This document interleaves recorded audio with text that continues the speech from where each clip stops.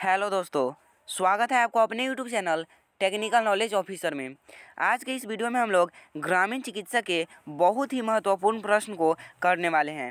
यह पाठ्यक्रम कोड 450 का है। यह पाठ्यक्रम कोड 450 का मॉडल पेपर 17 है। यह पाठ्यक्रम कोड 450 का है, मॉडल पेपर यह 17 है। यदि आप model paper 16, model paper 15, model paper 14 और उसके पहले वाले मॉडल पेपर को नहीं देखे हैं तो इस वीडियो को देखने के बाद आप देख सकते हैं। देखिए, हमारा जो मॉडल पेपर है वह 22 मॉडल पेपर है। हमारा 22 मॉडल पेपर है जिसमें यह 17वां मॉडल पेपर है। तो अभी हमारा बच गया 5 मॉडल पेपर, अभी और बच गया है। तो हमारा जो 5 मॉडल पेपर बचा हुआ है उसे हम जल्दी से कंप्लीट करेंगे, जल्दी से उसे ख़त्म करने का प्रयास करेंगे। उसे 2 से 3 दिनों में कंप्लीट करने का प्रयास करेंगे। और जब हमारा मॉडल पेपर कंप्लीट हो जाएगा तो हमारा अभी 10 गेस पेपर है। मॉडल पेपर जब हमारा कंप्लीट हो जाएगा तो हमारा 10 गेस पेपर है, उसे भी हम लोग जल्दी से कंप्लीट करने की कोशिश करेंगे और उसे भी हम लोग 3 से 4 दिनों में कंप्लीट कर लेंगे। जब हमारा मॉडल पेपर भी और गेस पेपर दोनों कंप्लीट हो जाएगा तब हम हमारा जो रिवीजन सेट्स है, जो हमारा रिवीजन सेट्स यानी प्रैक्टिस सेट्स है, उसे हम लोग एकदम लाइव करेंगे। जिससे कि आपका लाइव में जो आपका जो भी डाउट है किसी भी चैप्टर से, कोई भी डाउट है तो उसे आप लाइव पूछ सकते हैं। उसका डाउट्स आप पूछ सकते हैं, उसे हम क्लियर करने की कोशिश करेंगे। तो चलिए आज के इस वीडियो को हम लोग शुरू करते हैं। यदि आप हमारे चैनल पर नए जुड़े हैं तो चैनल को सब्सक्राइब कर लीजिए और वीडियो को भी एक लाइक ज़रूर से कर दीजिए। तो चलिए शुरू करते हैं आज के इस वीडियो को। पहला क्वेश्चन है हमारा, यदि भ्रूण के हृदय की गति डैश से कम अथवा डैश से ज़्यादा हो तो तुरंत डॉक्टर से संपर्क करें। यदि भ्रूण के हृदय की गति डैश से कम अथवा डैश से ज़्यादा हो तो तुरंत डॉक्टर से संपर्क करें। क्वेश्चन आपसे पूछ रहा है कि यदि भ्रूण के हृदय की गति कितना से कम अथवा कितना से ज़्यादा हो तो तुरंत डॉक्टर से संपर्क करें। तो चलिए आंसर देख लेते हैं इस क्वेश्चन के। यदि भ्रूण के हृदय की गति 160 से, यदि भ्रूण की हृदय की गति 120 से, यदि भ्रूण के हृदय की गति 120 से कम अथवा 160 से ज़्यादा हो तो तुरंत डॉक्टर से संपर्क करें। यदि भ्रूण के हृदय की गति 120 से कम अथवा 160 से ज़्यादा हो तो तुरंत डॉक्टर से संपर्क करें। तो इसलिए आपका राइट आंसर 120 और 160 हो जाएगा। चलिए नेक्स्ट क्वेश्चन की ओर बढ़ते हैं। अगला क्वेश्चन है हमारा, नवजात शिशु को जन्म के तत्काल पश्चात नहलाने से डैश का खतरा उत्पन्न हो सकता है। नवजात शिशु को जन्म के तत्काल पश्चात नहलाने से डैश का खतरा उत्पन्न हो सकता है। क्वेश्चन आपसे पूछ रहा है नवजात शिशु को जन्म के तत्काल पश्चात नहलाने से कौन सा खतरा उत्पन्न हो सकता है। तो चलिए आंसर को देख लेते हैं। नवजात शिशु को जन्म के तत्काल पश्चात नहलाने से हाइपोथर्मिया का खतरा उत्पन्न हो सकता है। नवजात शिशु को जन्म के तत्काल पश्चात नहलाने से हाइपोथर्मिया का खतरा उत्पन्न हो सकता है। हाइपोथर्मिया आपका राइट आंसर हो जाएगा, हाइपोथर्मिया। चलिए हम नेक्स्ट क्वेश्चन की ओर बढ़ते हैं। अगला क्वेश्चन है, शिशु को डैश घंटों के पश्चात नहलाएं। शिशु को डैश घंटों के पश्चात नहलाएं। तो चलिए आंसर को देख लेते हैं। शिशु को 12 से 14 घंटों के पश्चात नहलाएं, शिशु को 12 से 14 घंटों के पश्चात नहलाना चाहिए। चलिए नेक्स्ट क्वेश्चन की ओर बढ़ते हैं। मौसम के अनुसार नवजात शिशु को डैश रुई या डैश में लपेट कर रखें। मौसम के अनुसार नवजात शिशु को डैश रुई या डैश में लपेट कर रखें। क्वेश्चन आपसे पूछ रहा है मौसम के अनुसार नवजात शिशु को कैसे किस तरह के रुई और या किससे लपेट कर रखें। तो चलिए आंसर को देखते हैं। मौसम के अनुसार नवजात शिशु को चिकित्सीय रुई, मौसम के अनुसार नवजात शिशु को चिकित्सीय रुई या गर्म कपड़े में लपेट कर रखें। मौसम के अनुसार नवजात शिशु को चिकित्सीय रुई या गर्म कपड़े में लपेट कर रखें। चलिए अब नेक्स्ट क्वेश्चन की ओर बढ़ते हैं। अगला क्वेश्चन है, सामान्य प्रसव में भ्रूण का डैश धीरे धीरे नीचे आना चाहिए। सामान्य प्रसव में भ्रूण का डैश धीरे धीरे नीचे आना चाहिए। क्वेश्चन आपसे पूछ रहा है सामान्य प्रसव में भ्रूण का क्या धीरे धीरे नीचे आना चाहिए। यदि आपको मालूम है आंसर तो कमेंट बॉक्स में अपने आंसर को बतलाते रहिए। सामान्य प्रसव में भ्रूण का डैश धीरे धीरे नीचे आना चाहिए। जल्दी से अपने आंसर को कमेंट बॉक्स में बताइए। देखिए यह जो मॉडल पेपर है, यह मॉडल पेपर 17 है। हमारा टोटल मॉडल पेपर कितना है, हम जैसे कि वीडियो के शुरू में ही आपको बताएं कि हमारा 22 मॉडल पेपर है, जिसमें यह 17वां मॉडल पेपर है। तो हमारा बच गया हमारा 5 मॉडल पेपर अभी और बच गया। Model paper 18, model paper 19, model paper 20, model paper 21 और मॉडल पेपर 22। हमारा 5 मॉडल पेपर अभी बच गया। इन जो 5 मॉडल पेपर अभी हमारा बचा है, इसे भी हम 2 से 3 दिनों में मतलब कंप्लीट करने की कोशिश करेंगे और इसे 2 से 3 दिनों में मतलब कंप्लीट कर लेंगे। जब हमारा मॉडल पेपर कंप्लीट हो जाएगा पूरी तरह से, तो हमारा जो गेस पेपर अभी 10 गेस पेपर अभी बचा हुआ है। हमारा गेस पेपर अभी 10 है, तो 10 अभी उन 10 गेस्ट पेपर को भी हम कर लेंगे, कंप्लीट कर लेंगे। 3 से 4 दिनों में उसे भी कंप्लीट करने की हम कोशिश करेंगे। देखिए प्रत्येक दिन आपका जो मॉडल पेपर है वह सुबह 6 बजे और दोपहर के 12 बजे आपको मतलब प्रत्येक 2 दिन आपको प्रत्येक दिन 2 मॉडल पेपर आपको मतलब यूट्यूब पर अपलोड की जाएगी। प्रत्येक दिन 2 मॉडल पेपर सुबह के 6 बजे और दोपहर के 12 बजे आपको मॉडल पेपर अपलोड की जाएगी ग्रामीण चिकित्सक के। तो आप देख सकते हैं। और जो हमारा 10 गेस पेपर है, उसे भी हम लोग 2 से 3 दिनों में जो गेस पेपर हमारा 10 बचा हुआ है, इसे भी हम लोग 3 से 4 दिनों में कंप्लीट करने की कोशिश करेंगे। जब हमारा मॉडल पेपर भी और गेस पेपर भी दोनों कंप्लीट हो जाएगा, तब हमारा प्रैक्टिस सेट या जो रिवीजन सेट हमारा है, उसे हम लोग एकदम लाइव करेंगे। जब हमारा मॉडल पेपर भी कंप्लीट हो जाएगा, गेस पेपर भी कंप्लीट हो जाएगा, तब हम प्रैक्टिस सेट या रिवीजन सेट को लाइव एकदम करेंगे, लाइव डिस्कस करेंगे। उसमें आप अपना डाउट को भी मतलब पूछ सकते हैं। चलिए इस क्वेश्चन के आंसर को देखते हैं हम लोग। सामान्य प्रसव में भ्रूण का डैश धीरे धीरे नीचे आना चाहिए। आंसर है सिर। सामान्य प्रसव में भ्रूण का सिर धीरे धीरे नीचे आना चाहिए। सामान्य प्रसव में भ्रूण का सिर धीरे धीरे नीचे आना चाहिए। चलिए हम नेक्स्ट क्वेश्चन की ओर बढ़ते हैं। संकुचन के मध्य में सिर डैश बाहर आने से डैश फट सकता है। संकुचन के मध्य में सिर के बाहर आने से डैश फट सकता है। चलिए आंसर को देखते हैं। संकुचन के मध्य में सिर के बाहर आने से पेरिनियम फट सकता है। संकुचन के मध्य में सिर के बाहर आने से पेरिनियम फट सकता है। पेरिनियम आपका राइट आंसर हो जाएगा। चलिए नेक्स्ट क्वेश्चन की ओर बढ़ते हैं। सिर के बाहर आने के पश्चात धड़ की प्रसूति के लिए डैश से डैश मिनट का समय देना चाहिए। सिर के बाहर आने के पश्चात धड़ की प्रसूति के लिए डैश से डैश मिनट का समय देना चाहिए। यदि आपको मालूम है इस क्वेश्चन का आंसर, तो जल्दी से अपने आंसर को कमेंट बॉक्स में बताइए। चलिए आंसर को देखते हैं। सिर के बाहर आने के पश्चात धड़ की प्रसूति के लिए 2 से 3 मिनट का समय देना चाहिए। सिर के बाहर आने के पश्चात धड़ की प्रसूति के लिए 2 से 3 मिनट का समय देना चाहिए। इसलिए आपका राइट आंसर 2 से 3 हो जाएगा। चलिए नेक्स्ट क्वेश्चन की ओर बढ़ते हैं। अगला क्वेश्चन है, नाभि रज्जु को नाभि से डैश सेंटीमीटर की दूरी पर 2 जगहों पर धागों से बांधकर बीच से काटना चाहिए। नाभि रज्जु को नाभि से डैश सेंटीमीटर की दूरी पर 2 जगहों पर धागे से बांधकर बीच से काटना चाहिए। क्वेश्चन आपसे पूछ रहा है, नाभि रज्जु को नाभि से मतलब कितने सेंटीमीटर की दूरी पर 2 जगहों पर धागे से बांधकर बीच से काटना चाहिए। चलिए आंसर को देख लेते हैं। नाभि रज्जु को नाभि से 5 सेंटीमीटर, इसलिए आपका राइट आंसर 5 हो जाएगा। नाभि रज्जु को नाभि से 5 सेंटीमीटर की दूरी पर 2 जगहों पर धागों से बांधकर बीच से काटना चाहिए। नाभि रज्जु को नाभि से कितने सेंटीमीटर की दूरी पर 2 जगहों पर धागे से बांध कर काटना चाहिए, तो आपका राइट आंसर 5 हो जाएगा। 5 सेंटीमीटर। चलिए अब नेक्स्ट क्वेश्चन की ओर बढ़ते हैं। प्रसव के तीसरे चरण की अवधि है। चलिए इस क्वेश्चन के आंसर को देखते हैं हम लोग। प्रसव के तीसरे चरण की अवधि है 15 से 20 मिनट। प्रसव के तीसरे चरण की अवधि है 15 से 20 मिनट। देखिए यह वीडियो आपको अच्छी लग रही हो तो चैनल को सब्सक्राइब कर लीजिए, वीडियो को भी लाइक जरूर से कर दीजिए। प्रसव के तीसरे चरण की अवधि है 15 से 20 मिनट।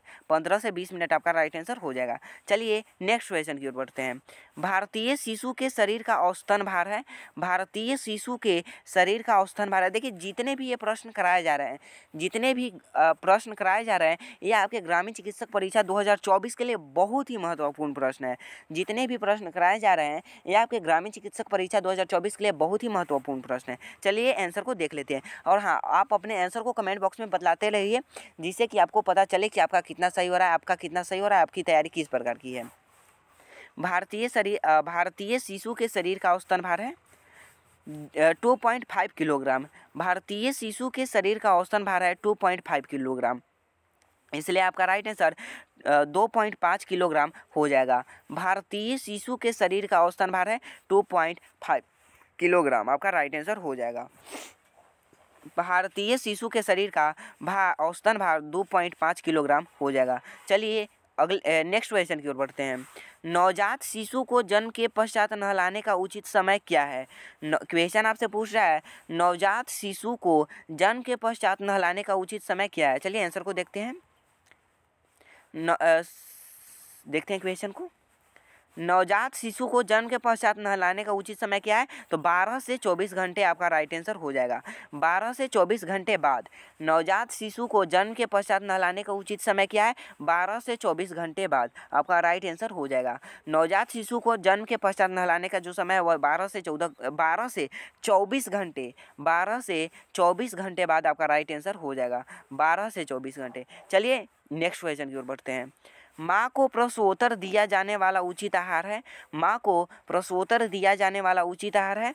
यदि इस क्वेश्चन का आंसर यदि आपको मालूम है तो जल्दी से अपने आंसर को कमेंट बॉक्स में बतलाइए। अपने आंसर को कमेंट बॉक्स में बतलाते रहिए, जिससे आपको पता चले आपका कितना सही है हो रहा है, आपकी तैयारी किस प्रकार की है। माँ को प्रसूतर दिया जाने वाला उचित आहार क्या है? चलिए आंसर को देखते हैं।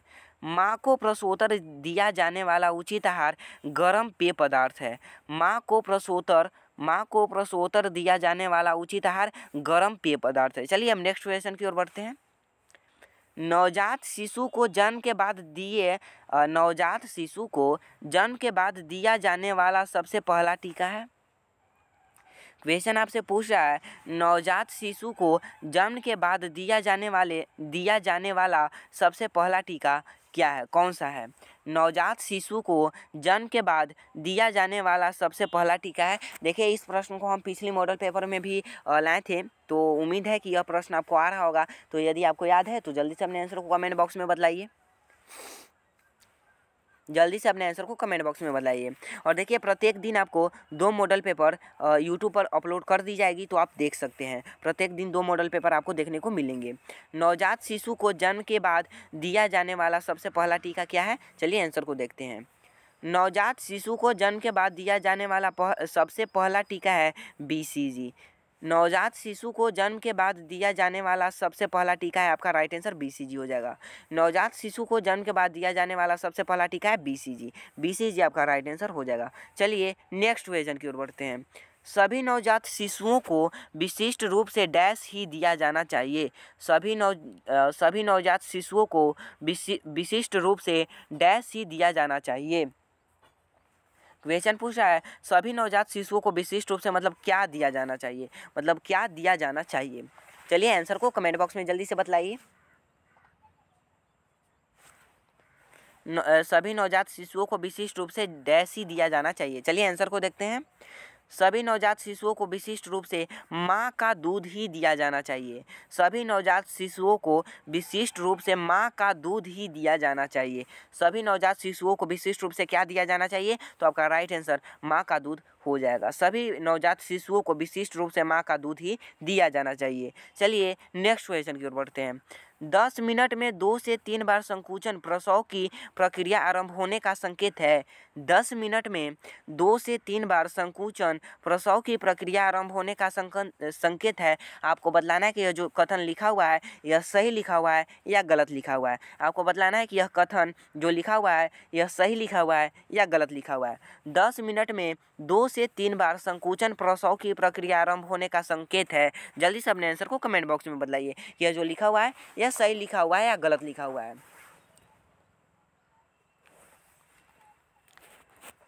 चलिए आंसर को देख लेते हैं अब हम लोग। 10 मिनट में 2 से 3 बार संकुचन प्रसव की प्रक्रिया आरंभ होने का संकेत है, यह बिल्कुल सही लिखा हुआ है। 10 मिनट में 2 से 3 बार संकुचन प्रसव की प्रक्रिया आरंभ होने का संकेत है, बिल्कुल सही लिखा हुआ है, बिल्कुल सही लिखा हुआ है। चलिए हम नेक्स्ट क्वेश्चन की ओर बढ़ते हैं। भ्रूण के सिर का पेल्विस में भ्रूण के सिर का पेल्विस में नीचे उतरने को लाइटनिंग कहते हैं। भ्रूण के सिर का पेल्विस में नीचे उतरने को लाइटनिंग कहते हैं। आपको बतलाना है कि जो यह कथन लिखा हुआ है यह सही कथन लिखा हुआ है या गलत लिखा हुआ है। यह सही लिखा हुआ है या गलत लिखा हुआ है, आपको बतलाना है। भ्रूण के सिर का पेल्विस में नीचे उतरने को लाइटनिंग कहते हैं। जल्दी से अपने आंसर को कमेंट बॉक्स में बतलाइए। भ्रूण के सिर का पेल्विस में नीचे उतरने को लाइटनिंग कहते हैं। चलिए आंसर को देखते हैं। सही, यह बिल्कुल सही लिखा हुआ है, यह बिल्कुल सही लिखा हुआ है। भ्रूण के सिर का पेल्विस में नीचे उतरने को लाइटनिंग कहते हैं, बिल्कुल सही लिखा हुआ है, यह बिल्कुल सही लिखा हुआ है। चलिए नेक्स्ट क्वेश्चन की ओर बढ़ते हैं। प्रथम गर्भावस्था में प्रसव की भूमिका प्रसव शुरू होने के 2 से 3 दिन बाद 2-3 दिन पूर्व ही प्रारंभ होती है। प्रथम गर्भावस्था में प्रसव की भूमिका प्रसव शुरू होने के 2-3 दिन पूर्व ही प्रारंभ होती है। आपको बतलाना है कि यह जो लिखा हुआ है यह सही लिखा हुआ है या गलत लिखा हुआ है। प्रथम गर्भावस्था में प्रसव की भूमिका प्रसव शुरू होने के 2-3 दिन पूर्व ही प्रारंभ होती है। चलिए आंसर को देखते हैं अब हम लोग। यह बिल्कुल गलत लिखा हुआ है, यह बिल्कुल गलत लिखा हुआ है। प्रथम गर्भावस्था में प्रसव की भूमिका प्रसव शुरू होने के 2-3 दिन बाद 2-3 दिन पूर्व ही प्रारंभ होती है, यह बिल्कुल गलत लिखा हुआ है, यह गलत लिखा हुआ है। चलिए नेक्स्ट क्वेश्चन की ओर बढ़ते हैं। प्रसव आरंभ होने अथवा उसकी प्रगति के आंकलन के लिए अंदरूनी जांच आवश्यक नहीं है। प्रसव आरंभ होने अथवा उसकी प्रगति के आंकलन के लिए अंदरूनी जांच आवश्यक नहीं है। आपको बतलाना है कि प्रसव आरंभ होने अथवा उसकी प्रगति के आंकलन के लिए अंदरूनी जांच आवश्यक नहीं है। आपको बतलाना है कि जो लिखा हुआ है यह सही लिखा हुआ है या गलत लिखा हुआ है। यह वाक्य लिखा हुआ सही है या गलत है, आपको बतलाना है। तो जल्दी से अपने आंसर को कमेंट बॉक्स में बतलाइए। चलिए आंसर को देख लेते हैं। प्रसव आरंभ होने अथवा उसकी प्रगति के आंकलन के लिए अंदरूनी जांच आवश्यक नहीं है, बिल्कुल गलत लिखा हुआ है, यह बिल्कुल गलत लिखा हुआ है। यदि ऐसे लिखा रहता प्रसव आरंभ होने अथवा उसकी प्रगति के आंकलन के लिए अंदरूनी जांच आवश्यक है तो यह सही हो जाता। क्वेश्चन में ऐसे पूछता प्रसव आरंभ होने अथवा उसकी प्रगति के आंकलन के लिए अंदरूनी जांच आवश्यक है तो यह सही हो जाता, परंतु क्वेश्चन में यहाँ पर पूछा है नहीं लगा दिया है। क्वेश्चन में यहाँ नहीं लगा दिया है। प्रसव आरंभ होने अथवा उसके प्रगति के आंकलन के लिए अंदरूनी जांच आवश्यक नहीं है, तो यह गलत है, यह गलत लिखा हुआ है। चलिए हम नेक्स्ट क्वेश्चन की ओर बढ़ते हैं। यदि 10 मिनट में 2 से 3 बार संकुचन महसूस हो रहा हो तो प्रसव की प्रक्रिया आरंभ हो चुकी है। यदि 10 मिनट में 2 से 3 बार संकुचन महसूस हो रहा हो तो प्रसव की प्रक्रिया आरंभ हो चुकी है। आपको बतलाना है कि यह जो लिखा हुआ है यह सही लिखा हुआ है या गलत लिखा हुआ है। जल्दी से अपने आंसर को कमेंट बॉक्स में बतलाइए। यदि 10 मिनट में 2 से 3 बार संकुचन महसूस हो रहा हो तो प्रसव की प्रक्रिया आरंभ हो चुकी है। चलिए आंसर को देखते हैं। यह बिल्कुल सही लिखा हुआ है, यह बिल्कुल सही लिखा हुआ है। यदि 10 मिनट में 2 से 3 बार संकुचन महसूस हो रहा हो तो प्रसव की प्रक्रिया आरंभ हो चुकी है, यह बिल्कुल सही लिखा हुआ है, यह सही लिखा हुआ है। चलिए हम नेक्स्ट क्वेश्चन की ओर बढ़ते हैं। उदर के ऊपर हाथ लगाकर प्रसव की प्रगति का निर्धारण किया जा सकता है। उदर के ऊपर हाथ लगाकर प्रसव की प्रगति का निर्धारण किया जा सकता है। आपको बताना है कि यह जो लिखा हुआ है या सही लिखा हुआ है या गलत लिखा हुआ है। उदर के ऊपर हाथ लगाकर प्रसव की प्रगति का निर्धारण किया जा सकता है। चलिए आंसर को देखते हैं। यह बिल्कुल सही लिखा हुआ है। उदर के ऊपर हाथ लगाकर प्रसव की प्रगति का निर्धारण किया जा सकता है, बिल्कुल सही लिखा हुआ है। यह बिल्कुल सही लिखा हुआ है, इसलिए आपका राइट आंसर सही हो जाएगा। उदर के ऊपर हाथ लगाकर प्रसव की प्रगति का निर्धारण किया जा सकता है, बिल्कुल सही लिखा हुआ है। चलिए हम नेक्स्ट क्वेश्चन की ओर बढ़ते हैं। यदि भ्रूण के हृदय की गति 120 से कम अथवा 160 से ज़्यादा हो तो तुरंत डॉक्टर से संपर्क करें। यदि भ्रूण के हृदय की गति 120 से कम अथवा 160 से ज़्यादा हो तो तुरंत डॉक्टर से संपर्क करें। आपको बतलाना है कि यह जो लिखा हुआ है सही लिखा हुआ है या गलत लिखा हुआ है। चलिए आंसर को देखते हैं। यदि भ्रूण के हृदय की गति 120 से कम अथवा 160 से ज़्यादा हो तो तुरंत डॉक्टर से संपर्क करें, बिल्कुल सही लिखा हुआ है। यह बिल्कुल सही लिखा हुआ है, इसलिए आपका राइट आंसर सही हो जाएगा। चलिए नेक्स्ट क्वेश्चन की ओर बढ़ते हैं। प्रसव पीड़ा के लक्षण को लिखिए। प्रसव पीड़ा के लक्षण को लिखिए। आपको प्रसव पीड़ा के लक्षण को लिखना है। चलिए देखते हैं आंसर को। नियमित पीड़ा युक्त तीव्र संकुचन। नियमित पीड़ा युक्त तीव्र संकुचन। पीड़ा की तीव्रता तथा आवृत्ति समय के साथ धीरे धीरे बढ़ती है। क्वेश्चन पूछ रहा था आपसे, प्रसव पीड़ा के लक्षण को लिखिए। प्रसव पीड़ा के लक्षण को आपको लिखना था, तो पहला आपका हम पॉइंट वाइज इसे लाए हैं। नियमित पीड़ा युक्त तीव्र संकुचन। नियमित पीड़ा युक्त तीव्र संकुचन। दूसरा आपका हो जाएगा पीड़ा की तीव्रता तथा आवृत्ति समय के साथ धीरे धीरे बढ़ती है। पीड़ा की तीव्रता तथा आवृत्ति समय के साथ धीरे धीरे बढ़ती है। तो चलिए इसके नेक्स्ट पॉइंट को देखते हैं। गर्भाशय ग्रीवा क्रमशः फैलने लगती है। क्वेश्चन पूछ रहा था आपसे, प्रसव पीड़ा के लक्षण को लिखें। प्रसव पीड़ा के लक्षण को आपको लिखना था, तो यह हो जाएगा नियमित पीड़ा युक्त तीव्र संकुचन। नियमित पीड़ा युक्त तीव्र संकुचन। पीड़ा की तीव्रता तथा आवृत्ति समय के साथ धीरे धीरे बढ़ती है। गर्भाशय ग्रीवा क्रमशः फैलने लगती है। गर्भाशय ग्रीवा क्रमशः फैलने लगती है। सो यानी प्रसव सूचक स्राव की उपस्थिति। योनि से गाढ़ा रक्त स्राव निकलना। सो यानी प्रसव सूचक स्राव की उपस्थिति। योनि से गाढ़ा रक्त स्राव निकलना। दर्द निवारक दवा से राहत नहीं मिलना। दर्द निवारक दवा से राहत नहीं मिलना। यही आपका राइट आंसर हो जाएगा। यही आपका प्रसव पीड़ा के लक्षण हो जाएगा। चलिए हम नेक्स्ट क्वेश्चन की ओर बढ़ते हैं। अगला क्वेश्चन है, कोलोस्ट्रम किसे कहते हैं? कोलोस्ट्रम किसे कहते हैं? क्वेश्चन आपसे पूछ रहा है कोलोस्ट्रम किसे कहते हैं। चलिए आंसर को देखते हैं अब हम लोग। जन्म के पश्चात पहले कुछ दिनों तक होने वाला गाढ़ा पीला दूध विटामिन तथा रोग प्रतिकार को यानी एंटीबॉडीज से भरपूर होता है। जन्म के पश्चात पहले कुछ दिनों तक होने वाला गाढ़ा पीला दूध विटामिन तथा रोग प्रतिकारकों से भरपूर होता है तथा संक्रमणों से रक्षा प्रदान करता है। इसे ही हम लोग कोलोस्ट्रम कहते हैं। इसे हम लोग क्या कहते हैं? कोलोस्ट्रम कहते हैं। एक बार फिर से देख लेते हैं। जन्म के पश्चात पहले कुछ दिनों तक होने वाला गाढ़ा पीला दूध। जन्म के पश्चात पहले कुछ दिनों तक होने वाला गाढ़ा पीला दूध विटामिन तथा रोग प्रतिकारकों यानी एंटीबॉडीज से भरपूर होता है तथा संक्रमणों से रक्षा प्रदान करता है। इसे ही हम लोग कोलोस्ट्रम कहते हैं। इसे कोलोस्ट्रम कहते हैं। चलिए नेक्स्ट क्वेश्चन की ओर बढ़ते हैं। माँ के व्यक्तिगत स्वच्छता को संक्षेप में वर्णन करें। माँ के व्यक्तिगत स्वच्छता को संक्षेप में वर्णन करें। चलिए आंसर को देखते हैं हम लोग। माँ को रोज साबुन व पानी से स्नान करना चाहिए। माँ को रोज साबुन व पानी से स्नान करना चाहिए तथा साफ कपड़े पहनने चाहिए। माँ को रोज साबुन व पानी से स्नान करना चाहिए तथा साफ कपड़े पहनना चाहिए। स्तनों को अच्छी तरह से धोएं तथा उन्हें साफ रखें। स्तनों को अच्छी तरह से धोएं तथा उन्हें साफ रखें। संक्रमण से बचने के लिए पेरिनियम को यथासंभव बार बार साफ करें। संक्रमण से बचने के लिए पेरिनियम को यथासंभव बार बार साफ करें। क्वेश्चन पूछ रहा था माँ के व्यक्तिगत स्वच्छता को संक्षिप्त में वर्णन करें। तो माँ को रोज साबुन व पानी से स्नान करना चाहिए तथा साफ कपड़े पहनना चाहिए। स्तनों को अच्छी तरह से धोएं तथा उन्हें साफ रखें। संक्रमण से बचने के लिए पेरिनियम को यथासंभव बार बार साफ करें। चलिए अब नेक्स्ट क्वेश्चन की ओर बढ़ते हैं।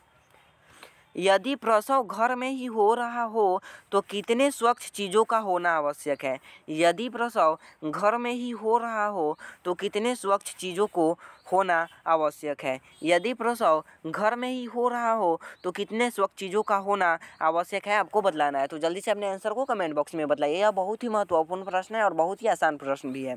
यदि प्रसव घर में ही हो रहा हो तो कितने स्वच्छ चीज़ों का होना आवश्यक है। चलिए आंसर को देखते हैं अब हम लोग।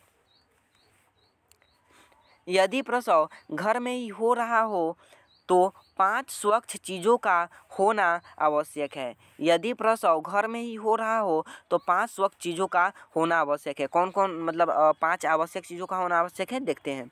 पहला स्वच्छ स्थान, पहला आपका हो जाएगा स्वच्छ स्थान। दूसरा आपका हो जाएगा स्वच्छ हाथ। पहला आपका हो जाएगा स्वच्छ स्थान, दूसरा आपका हो जाएगा स्वच्छ हाथ, तीसरा आपका हो जाएगा स्वच्छ ब्लेड, चौथा आपका हो जाएगा नाल बांधने के लिए स्वच्छ कीटाणु रहित धागा, नाल बांधने के लिए स्वच्छ कीटाणु रहित धागा, और पांचवा आपका हो जाएगा स्वच्छ कपड़ा। पांचवा आपका हो जाएगा स्वच्छ कपड़ा। क्वेश्चन पूछ रहा था आपसे, यदि प्रसव घर में ही हो रहा हो तो कितने स्वच्छ चीज़ों का होना आवश्यक है।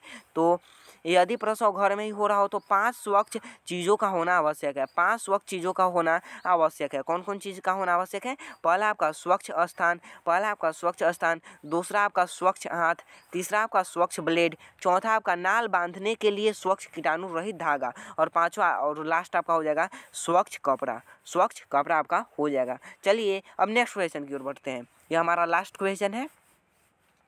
प्रसव के प्रथम चरण के बारे में वर्णन करें। प्रसव के प्रथम चरण के बारे में वर्णन करें। प्रसव के प्रथम चरण के बारे में आपको वर्णन करना है। प्रसव के प्रथम चरण के बारे में वर्णन करें। चलिए आंसर को देखते हैं। 10 मिनटों में 2 से 3 संकुचन होते हैं। 10 मिनटों में क्वेश्चन पूछ रहा था प्रसव के प्रथम चरण के बारे में वर्णन करें। आपका हो जाएगा 10 मिनटों में 2 से 3 संकुचन होते हैं। गर्भाशय ग्रीवा का 4 सेंटीमीटर से 9 सेंटीमीटर तक फैलाव। पहला आपका हो जाएगा 10 मिनटों में 2 से 3 संकुचन होते हैं। दूसरा आपका हो जाएगा गर्भाशय ग्रीवा का 4 सेंटीमीटर से 9 सेंटीमीटर तक फैलाव। गर्भाशय ग्रीवा का 4 सेंटीमीटर से 9 सेंटीमीटर तक फैलाव, और ग्रीवा का फैलाव दर 1 सेंटीमीटर प्रति घंटा या उससे अधिक। ग्रीवा का फैलाव दर 1 सेंटीमीटर प्रति घंटा या उससे अधिक। भ्रूण का सिर क्रमशः नीचे की ओर आना आरंभ होना। ग्रीवा क्वेश्चन पूछ रहा था आपसे, एक बार देख लेते हैं फिर से। प्रसव के प्रथम चरण के बारे में वर्णन करें। 10 मिनटों में 2 से 3 संकुचन होते हैं। दूसरा आपका हो जाएगा, पॉइंट वाइज लाए हैं इसे हम। गर्भाशय ग्रीवा का 4 सेंटीमीटर से 9 सेंटीमीटर तक फैलाव, और ग्रीवा का फैलाव दर 1 सेंटीमीटर प्रति घंटा या उससे अधिक। ग्रीवा का फैलाव दर 1 सेंटीमीटर प्रति घंटा या उससे अधिक। और लास्ट आपका हो जाएगा, लास्ट पॉइंट आपका हो जाएगा भ्रूण का सिर क्रमशः नीचे की ओर आना आरंभ होना।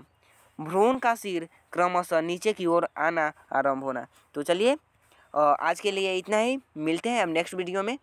तब तक के लिए बाय। उम्मीद है कि यह वीडियो आपको मतलब अच्छी लगी होगी। यदि अच्छी लगी हो तो चैनल को सब्सक्राइब कर लीजिए। यदि अभी तक आप नहीं किए हैं तो वीडियो को भी लाइक जरूर से कर दीजिए। तो चलिए मिलते हैं हम नेक्स्ट वीडियो में। तब तक के लिए बाय बाय।